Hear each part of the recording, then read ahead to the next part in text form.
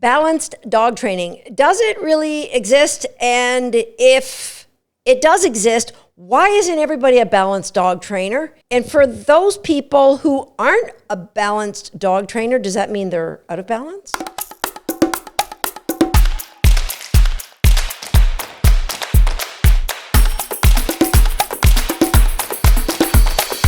Hi, I'm Susan Garrett. Welcome to Shaped by Dog. And this is my first podcast that I've recorded in over a month. I'm going to share with you why that is later today. But first, let's talk about balanced dog training. Now, if you are here and you are a balanced dog trainer, then you know what I mean when I say balanced dog trainer. Let me just tell you my perspective. I too once was a balanced dog trainer. And I believe there are some brilliant dog trainers out there that call themselves balanced dog trainers. So I am not here to say all of the best dog trainers in the world are not. So for those of you who are going like, Susan, you ever really explain what a balanced dog trainer is? And I'm about to click off. Why do I need to know this? You need to know this because, number one, we're going to talk about the 4 quadrants of operant conditioning, and that is the science of how dogs actively learn, not how dogs are conditioned. We'll talk about that another time. This is how dogs actively learn. There's 4 quadrants to that. Now, once you are aware of what they are, I want to take you through my evolution as a dog trainer. Let me just tell you, I'm going to share with you my very first ever dog training book. I still have it. Published in 1965. I didn't get it in 1965. I think I got it when I was about 11 years old. So that's close to 50 years ago, and dog-eared the section on training because I was crazy in love with training. And this was my first foray into balanced training. So that's what I learned first. All right, so let's talk about it. Balanced dog training, there's 4 quadrants, all right? It's 4 ways that we can communicate with our dogs, 4 ways that we can help alter behavior. Now, in my drawing, the top left is going to be positive reinforcement, right? The R and the plus. The plus just means that you are adding something. Reinforcement means behavior is increasing in frequency. Now, beside that is the P plus, which is positive punishment. So, if you're new to this, all of a sudden you're going to go, well, wait a minute. How can it be positive? Because most people think of positive as good and negative as bad. Not when we're talking about behavior. So there can be punishment that is positive. It's just something being added that makes it positive. And likewise, we have reinforcement that's negative. It still increases the frequency of a behavior, and we have punishment that's negative. Now, the thing about punishment, it actually suppresses behavior. Instead of increasing the frequency of behavior, it suppresses behavior. That's really, really important. And to know that suppression doesn't mean elimination. Suppression sometimes leads to it going away indefinitely, but most often punishment suppresses behavior. Okay, so let's jump back at things that are pretty obvious to most of you. Reinforcement, back when I started my formal dog training in the 80s, it meant like a tennis ball, kibble that I fed my dogs back then, and the real tasty treats, the microwave hot dogs. I do not feed my dogs anymore. And, if you're a hunting dog, reinforcement could be a bird. The key is with reinforcement, with positive reinforcement, with any reinforcement, only the dog knows what's reinforcing. So you can't go, oh, I bought these really expensive treats. Yeah, you're going to love them. They're salamanders. And your dog's going, yeah, I don't eat salamanders. That's the difference between the word treats or rewards and reinforcement. Reinforcement means the animal's willing to work for it. Like, yeah, I like it. I think I'm gonna get excited when I see that. Okay? Now, I'm putting a gold star here. Well, it's not really gold, but pretend a gold star on positive reinforcement because all trainers can agree that when you reinforce behavior, they are going to grow. And so it's the gold standard. It is what all dog trainers can agree on, that giving a dog something that they love is a way to help a dog learn. Okay, so we're there. Now let's take a look at what else we can add to a dog besides cookies and things they like. We add things they don't like. So adding things like just verbal reprimands. Hey, no, stop it. Gritting your teeth when you're saying something to your dog. So you're adding words. Now, it's only the dog that tells you that they're punishers, right? Either they're emotionally affecting the dog, or they're physically, in the form of popping them on the neck with a collar, a chain collar, a pinch collar, a flat collar. That when you're adding something and the dog feels discomfort, then they've decided that's punishing. Now, if I yelled no to my dogs, they wouldn't think that's punishing, because they don't have a history of being punished with that word. Okay, you follow me on that one? Positive punishment. You may do it intentionally, you may do it unintentionally. Now let's drop down to negative punishers. Negative, right? It means taking away. We're taking away something. Now, obviously the dog finds that's punishing, so the dog really, really liked what we were taking away. So we could take away reinforcements, like we're going to take away a ball they're playing with. We could take away the dog from a reinforcement, from a situation where they were being reinforced, like a dog that maybe was fence running with the neighbor's dog. We remove that dog and put them in the house. They would find that punishing, because we're taking them away from something that they were enjoying doing if they were, having fun with their buddy next door. Okay, so negative punishment. Sometimes you might call this a timeout. They could be used as a timeout. The key is with anything that we're doing when we are punishing, it's just so hard, guys, but you've got to remove emotion from this. The dog isn't bad. You are focusing on a behavior. This is where balanced training goes wrong, is when people add their emotion to it. So negative is taking something away. The punishment is the reinforcement is gone. So if you're giving a dog a timeout, you don't have to chain them in a dark closet and tell them they're bad. The timeout is, I'm taking you away from something that you loved, or I'm taking something that you loved away from you. Super important. Okay, negative reinforcement. There's a couple different sides to negative reinforcement. So negative reinforcement means you take something away, and when it's gone, the dog says, oh, that's really amazing. All right, I think of back in the day when I used to have to put pantyhose on every day to go to work. When I would take them off, oh man, that was really reinforcing for me. All right, I digress. So what we're taking away from the dog, obviously they didn't like it. So they find it reinforcing.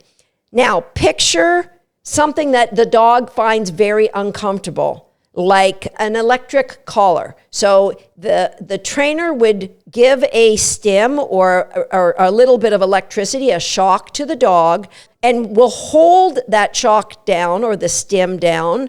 So the dog feels the pain or the discomfort of the aversive electric collar, and they will stop doing something, and when they stop doing it, the trainer will release the button, which takes away the discomfort.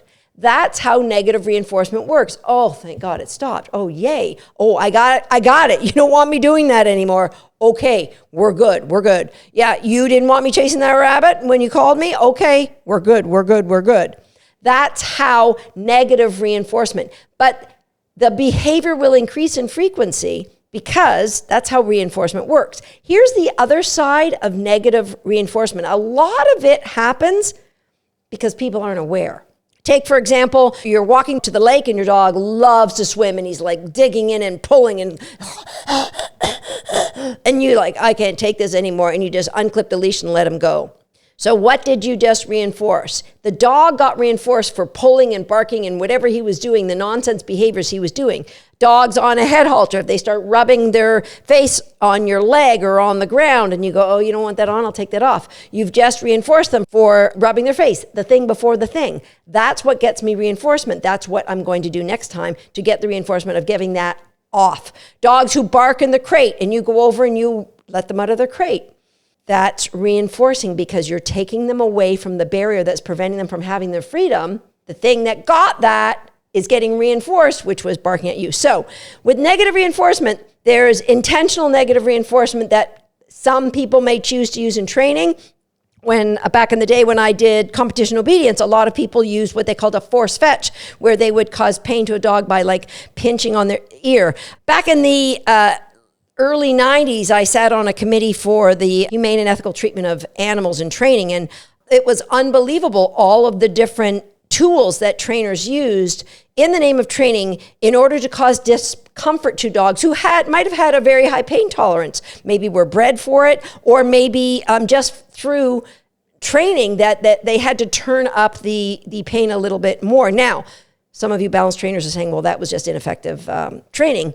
Not here to judge, just reporting on what I observed back when I was on that committee.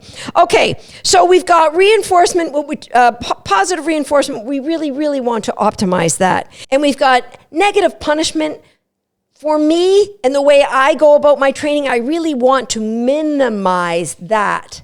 And then we've got negative reinforcement and positive punishment. For me in my evolution, I want to eliminate those. So that's what would make somebody like me an unbalanced trainer in the eyes of balanced trainers. But let's face it, balanced trainers aren't really balanced, because balanced trainers, in order to be balanced, would have to spend 25% of the time with the dog reinforcing behaviors positively, 25 reinforcing negatively, 25 positively punishing, and 25% negatively punishing. They don't, right? Because the best dog trainers, no matter how they choose to train dogs, they're spending most of their time reinforcing the dog, and they are not spending a lot of time punishing the dog.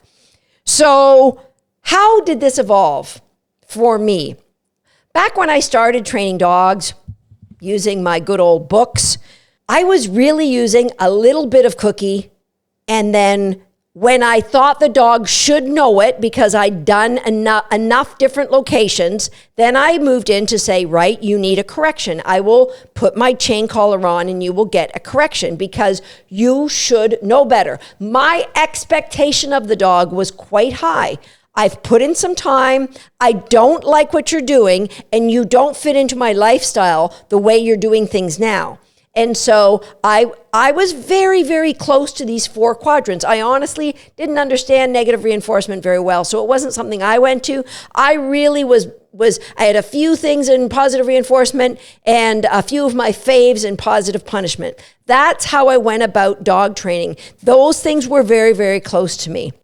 Now, as I carried on my journey in dog training, I found that I was being more and more curious and more innovative and creative about how I could come up with ways to reinforce my dog. Now, by 1993, I had made the decision I didn't want to use positive punishment in my training anymore.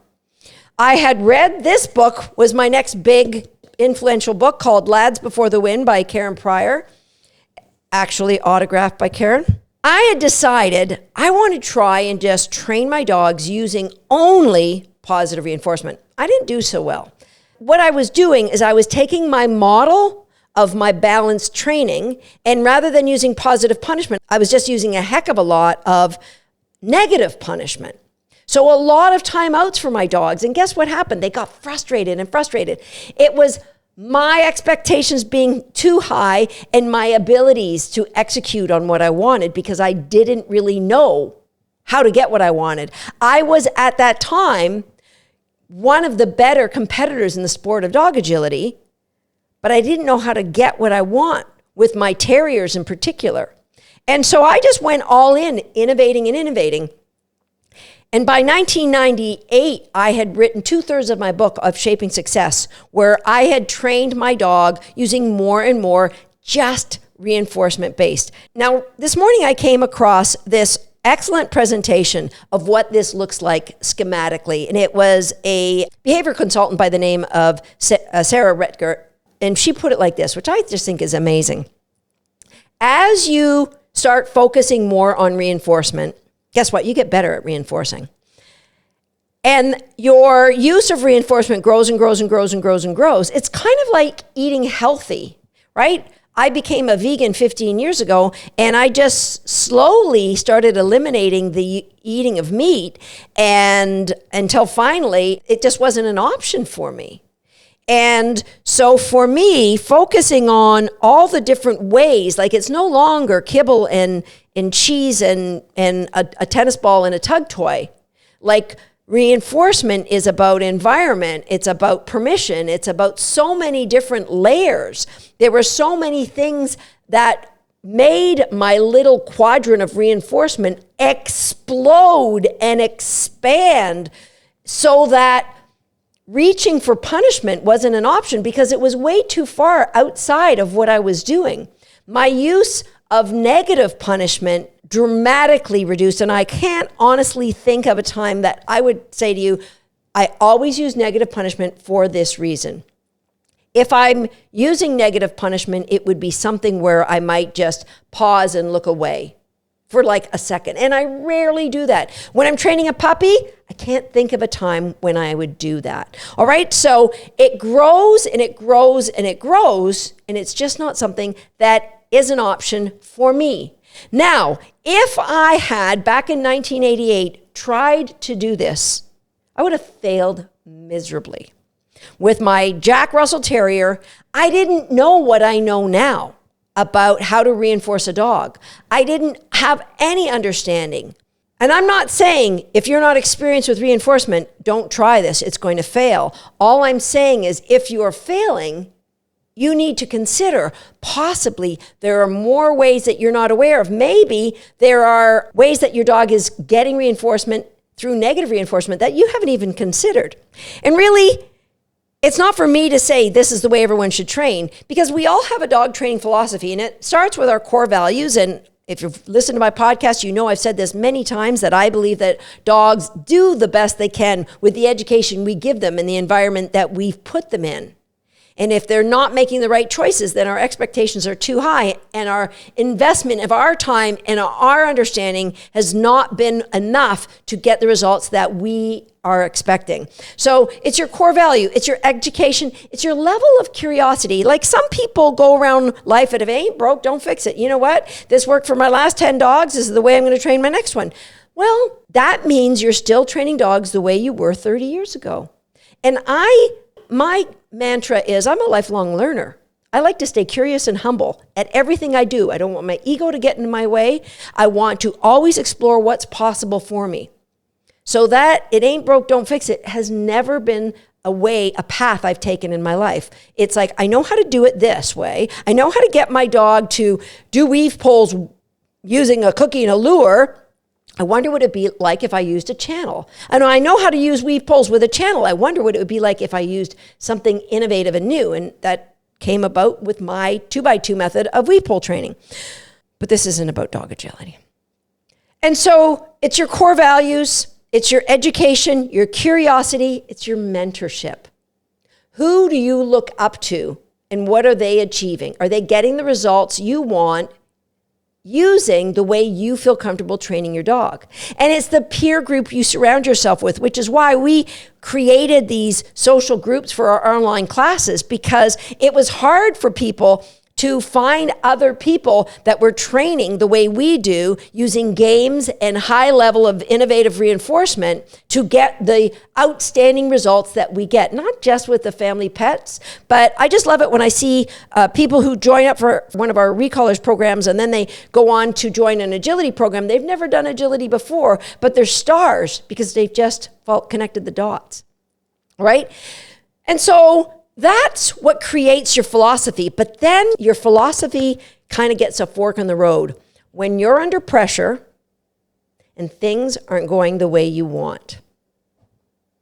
How do you respond when you're frustrated by your dog's behavior? And you're like, I don't mean like, oh, you pooped on the rug again. I mean, you are ready to pull out your hair. And oh! That really is a defining moment for what is your dog training philosophy. It could be your in-laws are here and you're just so embarrassed, and you want your dog to do something. Do you resort back to what you learned first? If you're at a big competition, do you resort back to, can't you just listen to me? And for me, that evolution that I thought I had made starting back in 1993 when I said I want to be a reinforcement-based dog trainer, and all the way through to writing that book, Shaping Success, I thought, okay, yeah, I got this. Certainly I kept evolving, but by 2007, I had a real wake-up moment when I was training my then puppy, Feature, who you see behind me. Now, this is the full circle moment where I tell you why I have stepped back from the podcast for the last month, because I lost Feature to cancer. And I told myself I wouldn't get upset, but this is one of the most valuable lessons that I learned from her. She was 8 weeks old. And I was playing a game with her. I was on my knees and I was playing this really, really fun game, crate games. And she was loving it. She was diving in the kennel. And I had to go out and teach right away. There was people waiting and I was pulling her back and she was diving in the kennel. And I got her so excited, as young puppies do, she went over threshold. So when I sent her to a kennel, she jumped up and bit me in the face. And I immediately grabbed her collar and gave her a swift little clip under her chin with my hand. And then she went in her kennel and I called her back out and I tried to love her up. She wasn't the same dog. And I had to go out and teach. So at 10:30, I said to my husband, can you just bring the puppy out? I just want on break. I just want to, try and engage her a bit. She was not quite the same. So this had been, I had changed to, I'm not using positive punishment anymore in 1993. And then here we go in 1998, how many years later, 15 years later, 10 years later, I'm writing a book about the success I'm having here. And this is now almost 10 years after that. And here I hit this little puppy under the chin. Just a quick little jit. Now you could say, well, Susan, she probably never bit you in the face again, did she? She didn't, but there were so many things wrong with that situation. I was in a hurry. I took that puppy over threshold. How do you expect an 8-week-old puppy not to make mistakes? And why should you have your face down there? Now, it took me a while to learn the lesson of don't put your face down there, because in 2015, when Feature had a litter of puppies and I was playing with one of them with my face down there and that puppy jumped up and bit my face and drew blood, my reaction was to laugh. And I knew I had come full circle as somebody who had made a conscious choice to leave the world that looks at dogs as needing to be punished behind. That I laughed, and I have a picture holding this puppy because it was such a proud moment for me. The realization is my innate response is no longer to say, why did you do that to me? When you are under pressure, when you're feeling extreme frustrated, that's what tells you what your real philosophy about dog training is. And finally, I just want to ask those of you who are trying to move this way or who are leaders in moving this way. There's a lot of people I hear talking about their dogs, and I know it's jokingly, but they call their dogs a jerk or an a-hole, or if you want congruency, think of dogs as your 8-year-old little buddy. Would you talk to about a little 8-year-old friend you had as an a-hole or a jerk? Just consider that when you're talking about your dog. So I thank you for hanging in and being loyal followers, even though I took that month away as I learned to recover from such a great loss. I got a lot of great podcasts left in me, and I look forward to sharing them all with you. I'll see you next time right here on Shaped by Dog. Now, he's in a hurry because apparently he hasn't hit the subscribe button, and he's got a lot further to go than you do.